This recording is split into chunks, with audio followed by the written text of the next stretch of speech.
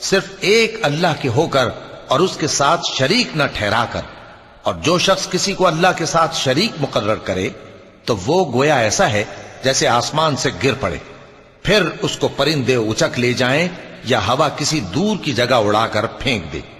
یہ ہمارا حکم ہے، اور جو شخص ادب کی چیزوں کی جو اللہ نے مقرر کی ہیں تعظیم کرے تو یہ کام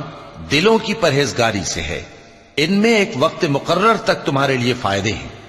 پھر ان کو اس قدیم گھر یعنی بیت اللہ تک پہنچنا اور ذبح ہونا ہے۔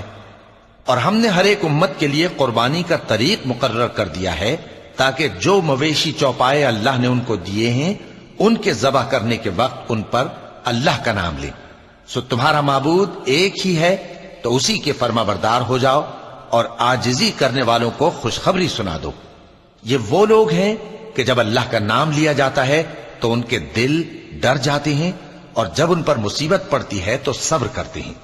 اور نماز آداب سے پڑھتے ہیں، اور جو مال ہم نے ان کو عطا فرمایا ہے اس میں سے نیک کاموں میں خرچ کرتے ہیں۔